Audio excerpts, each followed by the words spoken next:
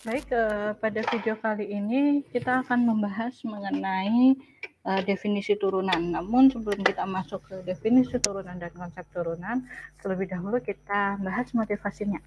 Jadi banyak permasalahan fisis yang dapat dimodelkan dalam bentuk kurva. Seperti kita tahu ya sebelum-sebelumnya, jadi kita ada masalah-masalah fisika dan sebagainya, terus kita bisa membuat kurvanya. Nah, kalau kita bisa membuat kurvanya, tentu kan kurva itu nanti akan ada kemiringan pada titik-titik di kurva. Nah, apa sih maknanya? Ada nggak sih hubungannya kemiringan tersebut terhadap permasalahan fisis yang kita modelkan? Seperti itu. Kita ingin mengetahui ada nggak makna kemiringan dalam aplikasi itu. Nah, dalam pembahasan ini akan ditentukan tingkat perubahan dari satu variabel terhadap variabel lain. Kenapa membahas itu? Karena ternyata aplikasi dari konsep kemiringan tersebut adalah untuk melihat perubahan dari satu variabel terhadap variabel lain. Seperti contohnya, perubahan suhu pada saat tertentu, kecepatan jatuh pada saat tertentu, aliran listrik melalui rangkaian listrik pada saat tertentu, dan pertumbuhan populasi pada saat tertentu. Jadi seperti kecepatan-kecepatan pada saat tertentu gitu. Entah kecepatan perubahan suhu, kecepatan benda jatuh, kecepatan populasi, dan sebagainya itu. Nah, di sini kita coba lihat, misalkan dilakukan percobaan benda jatuh bebas. Hasil percobaan menunjukkan posisinya setiap saat T itu adalah ST sama dengan 4T kuadrat.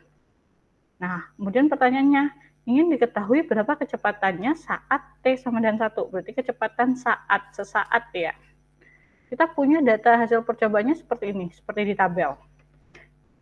Jadi pada saat T sama dengan 1, posisinya di 4 ini. Pada saat T sama dengan 2, dia di 16.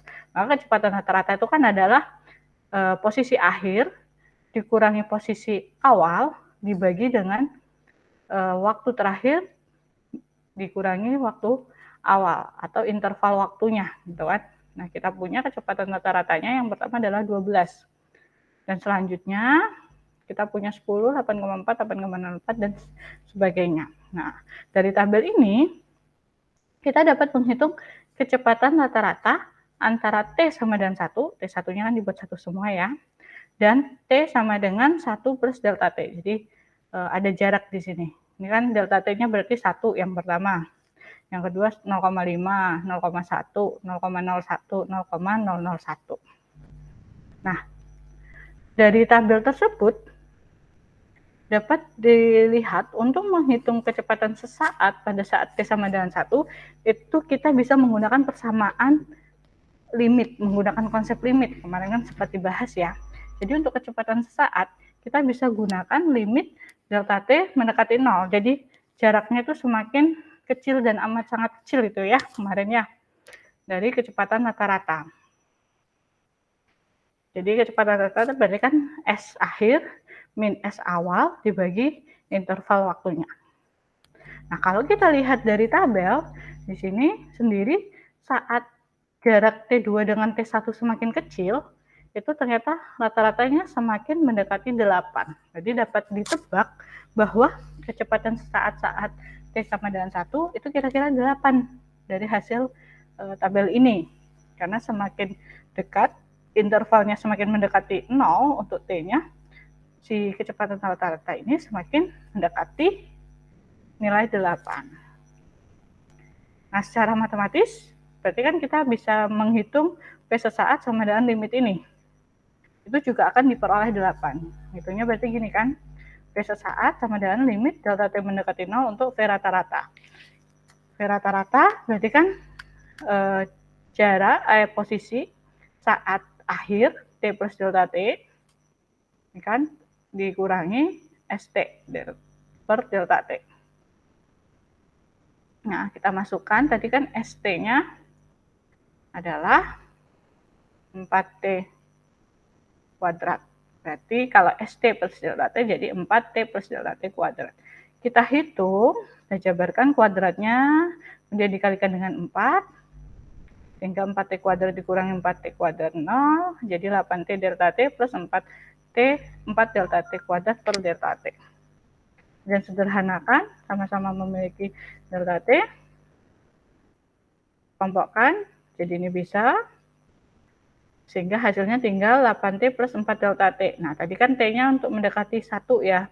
Jadi T-nya ganti 1, delta T-nya ganti 0. Kita dapat kecepatan startnya adalah 8. Sama ya dari percobaan tersebut. Nah, kalau di dalam bidang teknik, itu permasalahan kecepatan ini adalah penyebab munculnya definisi turunan. Kenapa turunan itu dipakai? Tapi kalau dalam matematika sendiri, sebenarnya yang menyebabkan munculnya definisi turunan itu adalah dari kurva. Jadi kita tahu kurva, grafik fungsi, nanti ada kemiringan. Nah, itulah yang menyebabkan orang-orang matematikawan berpikiran tentang definisi turunan. Jadi sebenarnya definisi turunan itu terkait dengan kemiringan kurva. Karena permasalahan fisis itu pun juga kita dapat menggambarkan bentuk kurvanya. Gitu. Nah, untuk definisi turunan di matematika sendiri, kita kan mulai dari kemiringan tadi ya. Kita tahu misalkan fungsi f dengan y sama dengan fx. Titik px0 y0 pada grafik fungsi f dan del alfa adalah sudut di titik P. Nah, garis yang melalui titik ini dan titik ini disebut tali busur. Misalkan saya punya fungsi